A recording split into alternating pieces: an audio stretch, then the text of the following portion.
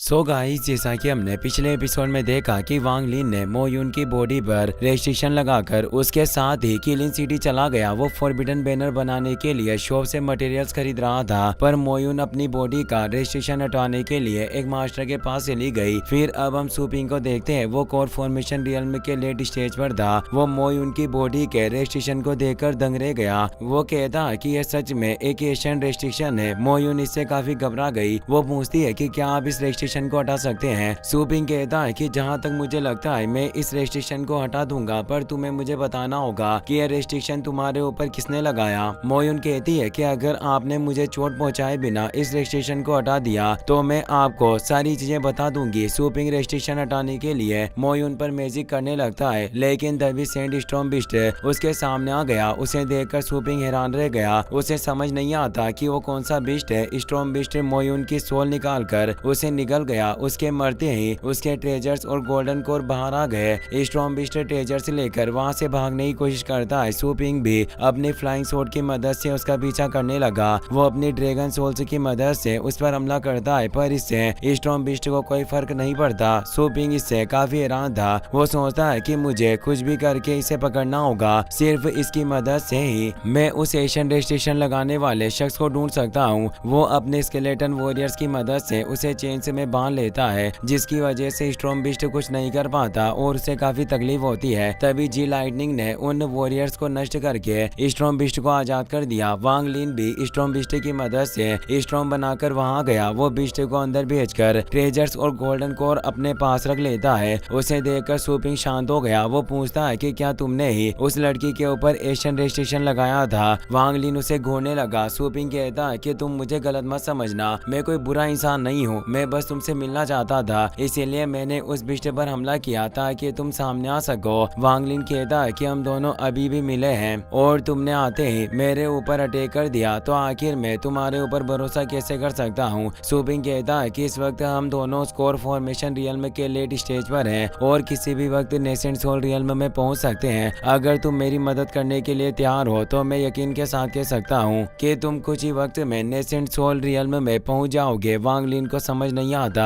कि सुपिंग क्या कहना चाहता है। सुपिंग कहता है कि मुझे पता चला है कि अगर हम एक नेसेंट सोल कल्टिवेटर की प्रीमोर्डियल सोल को एब्जॉर्ब कर ले तो आसानी से ब्रेक थ्रू करके नेसेंट सोल रियल्म में पहुंच सकते हैं। मुझे एक जगह के बारे में पता चला है, यहाँ 2 नेसेंट सोल कल्टिवेटर मौजूद है। अगर हम पहुंचने में कामयाब हो गए तो दोनों एक एक प्रीमोर्डियल सोल ले लेंगे। वांग लिन जल्दी से नेसेंट सोल रियल्म में पहुंचकर टेंग हुआ युआन को मारना चाहता था, इसीलिए वो सुपिंग के साथ चला गया। वो पूछता है कि आखिर वो नेसेंट सोल कल्टिवेटर्स उस जगह पर कैसे आए और तुम्हें उनके बारे में कैसे पता। सुपिंग बताता है कि दोनों कल्टिवेटर्स में एक मेरा सीनियर है और दूसरे मेरे मास्टर। वांग लिन कहता है कि मैंने खुद भी अपने मास्टर को मारा है, तो मुझे इससे कोई परेशानी नहीं होगी। सुपिंग बताता है कि मेरे मास्टर अपना कल्टिवेशन बनाने के लिए मुझे मारकर प्योरीफाई करना चाहते थे। उन्हें लगा कि मुझे इस बारे में नहीं पता, पर मैं शुरुआत से ही उनकी चाल को समझ गया था। 3 साल पहले मेरे मास्टर और सीनियर एक केव में कल्टिवेशन कर रहे थे। मैंने मौके का फायदा उठाकर दोनों को गहरी नींद में सुला दिया। अभी कुछ दिनों पहले डीमंस ने उनकी बॉडी पर कब्जा कर लिया। हम इस मौके का फायदा उठाकर उन्हें मारकर उनकी प्रीमोर्डियल सोल हासिल कर सकते हैं। वांग लिन कहता है कि यह सब ठीक है, पर आखिर इन सब चीजों का एशियन रेस्ट्रिक्शन से क्या लेना देना जो तुम उनके लिए मुझे ढूंढ रहे थे। सुपिंग कहता है कि जिस केव में मास्टर और सीनियर कल्टिवेशन कर रहे थे वो एक एशियन केव है और वहाँ बहुत सारे एशियन रेस्ट्रिक्शन है जिन्हें मैं नहीं हटा सकता। मैंने पावरफुल अटैक से भी रेस्ट्रिक्शन तोड़ने की कोशिश की, पर इससे कोई फर्क नहीं पड़ा। अगर हमें रेस्ट्रिक्शन को छूने की कोशिश की तो इससे हमें बहुत ही जबरदस्त शॉक लगेगा। सिर्फ इसीलिए मुझे तुम्हारी मदद की जरूरत है। मेरे मास्टर नेसेंट सोल रियल्म के अर्ली स्टेज पर थे और सीनियर ने कुछ ही वक्त पहले नेसेंट सोल रियल्म पर ब्रेक थ्रू किया। अगर हम उनके सोल्स हासिल करने में कामयाब हुए तो तुम मेरे मास्टर की प्रीमोर्डियल सोल ले सकते हो। कुछ ही वक्त में दोनों एशियन केव के सामने पहुंच गए। सुपिंग एक पोर्टल ओपन करके कहता है कि अंदर जाते ही हमारे ऊपर रेस्ट्रिक्शन से अटैक होगा। अब मैं सब तुम्हारे ऊपर छोड़ रहा हूँ, तुम्हें जितनी जल्दी हो सके रेस्ट्रिक्शन को हटाना होगा ताकि हम जल्दी अपना काम पूरा कर सके। दोनों केव के अंदर चले गए। वहाँ एक जायंट पाइथन था। सुपिंग बताता है कि इस दीवारों पर कुछ पैटर्न बने हुए हैं जिनकी स्पिरिचुअल एनर्जी से इस बिस्ट को पावर मिलती है। जब तक हम इन पैटर्न को खत्म नहीं कर देते इस बिस्ट को नहीं मार पाएंगे। इसके साथ जब हम इस बिस्ट से फाइट करने की कोशिश करते हैं तो दीवार के अंदर छिपी सीक्रेट फॉर्मेशन से भी हमारे ऊपर अटैक करती है, जिस वजह से इसे हराना बहुत ही ज्यादा मुश्किल है। वांग लिन ने बिना कुछ सोचे समझे जायंट पाइथन पर हमला कर दिया। सूपिंग उसे रोकने की कोशिश करता है पर वांग लिन ने उस पर ध्यान नहीं दिया और अपने पॉइजन किलिंग स्वॉर्ड से पाइथन पर हमला कर देता है। पाइथन ने अपने मुंह से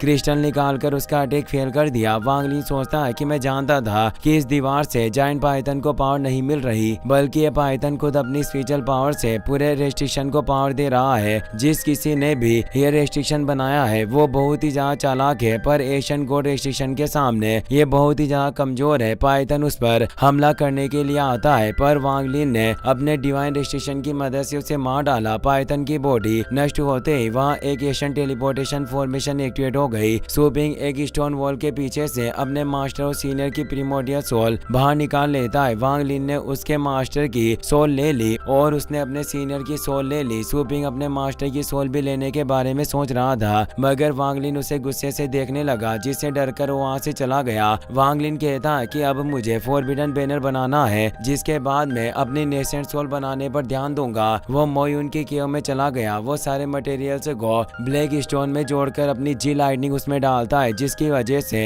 वो एक फॉरबिडन बैनर में बदल गया। वांग लिन एक फॉर्मेशन की मदद से बैनर पर ब्लैक डॉट बनाकर कहता है कि जब मैं इस बैनर पर टोटल 1000 ब्लैक डॉट बना दूंगा उस वक्त ये सबसे लो क्वालिटी का फॉरबिडन बैनर बन जाएगा। जो एक एक करके ब्लैक डॉट बनाने लगा। लगातार 2 दिनों तक मेहनत करने के बाद वो फॉरबिडन बैनर बना लेता है, पर वो बैनर को अपने पास नहीं रख पाता और उसकी एनर्जी केव से बाहर जाने लगती है। जब वांग लिन बाहर जाकर देखता है तो आसमान में हेवनली ट्रिब्यूलेशन एक्टिवेट होने वाला था। विलिन सिटी भी हेवनली ट्रिब्यूलेशन को देखकर सबके होश उड़ गए। एक कल्टिवेटर कहता है कि एशियन कल्टिवेशन वर्ल्ड की तबाही के बाद से हेवनली ट्रिब्यूलेशन पूरी तरह से गायब हो गया था, तो आखिर ये दोबारा कैसे आ गया? कहीं ऐसा तो नहीं है कि सिटी में कोई एशियन ट्रेजर प्रकट हुआ हो जिस वजह से हेवनली ट्रिब्यूलेशन यहाँ आ गया? अगर ऐसी बात है तो मैं ट्रेजर को अपने हाथों से नहीं जाने दूंगा। वो तेजी से केव की तरफ चला गया। दूसरे कल्टिवेटर्स को यही लगता है कि कोई रेयर और पावरफुल ट्रेजर प्रकट होने की वजह से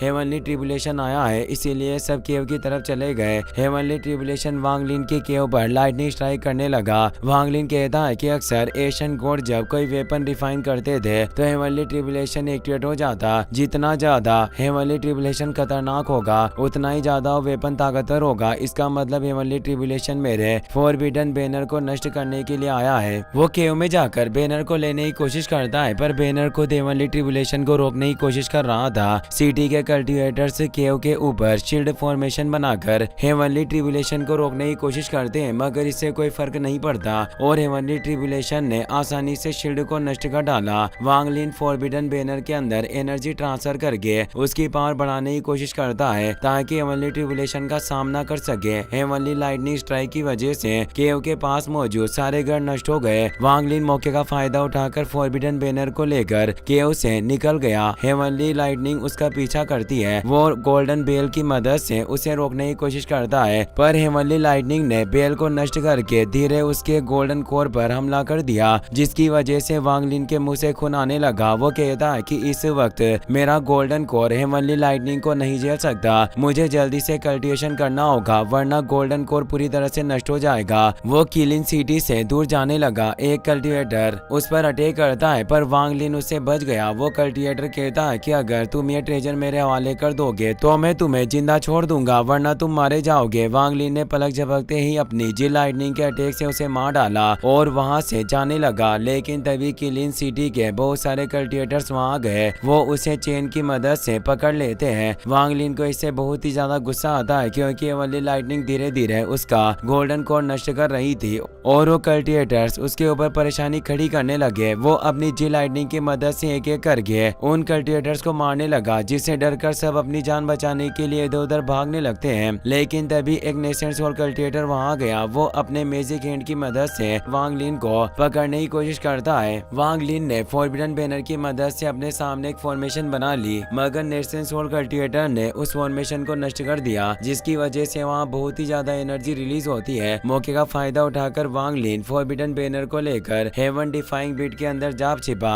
वो कल्टिवेट करके गोल्डन कोर से हेवनली लाइटनिंग को अलग करने की कोशिश करता है, पर इससे कोई फर्क नहीं पड़ता, बल्कि और ज्यादा कल्टिवेटर्स उसे पकड़ने के लिए वहां गए। वांग लिन कहता है कि ये सब मुझे मारने के इरादे से यहाँ आए हैं, तो अब मैं इन्हें जिंदा नहीं छोड़ूंगा। वो अपनी जी लाइटनिंग का इस्तेमाल करके एक साथ बहुत सारे कल्टिवेटर्स को मारकर उनके गोल्डन कोर को ले लेता है, जिससे डरकर सब अपनी जान बचाने के लिए वहां से दूर भागने लगे। वांग लिन धीरे धीरे करके उन गोल्डन कोर्स को एब्जॉर्ब करने लगता है, जिसकी मदद से वो कोर फॉर्मेशन रियल्म के परफेक्ट स्टेज पर पहुंच गया। शुली गुओ को इससे काफी गुस्सा आता है। वो कहता है कि आखिर ये शैतान इतनी आसानी से हेवनली ट्रिबुलेशन से कैसे बच गया, और यहाँ तक कि ये कोर फॉर्मेशन के परफेक्ट स्टेज पर भी पहुंच गया। वांग लिन उसे रो से बाहर निकाल देता है। शुली गुओ से खुश करने के लिए उसकी तारीफ करने लगा। वो कहता है कि अब इस प्रिमोडियल सोल को एब्जॉर्ब करने के बाद तुम नेसेंट सोल रियल्म में पहुंच जाओगे। वांग लिन को सीटुनान की बात याद आती है। उन्होंने कहा था कि जी रियल्म बहुत ही ज्यादा पावरफुल है, इसकी मदद से तुम अपने लेवल के कल्टिवेटर्स को मार सकते हो, मगर इसकी एक कमजोरी भी है। अब इससे कोई फर्क नहीं पड़ता कि तुम कौन सा कल्टिवेशन पाथ चुनो, तुम कभी भी नेसेंट सोल रियल्म से आगे ब्रेक थ्रू नहीं कर सकते। वांग लिन सोचता है कि मेरा कल्टिवेशन सिर्फ नेसेंट सोल रियल्म तक पहुंच सकता है, पर मैं ऐसा नहीं होने दूंगा।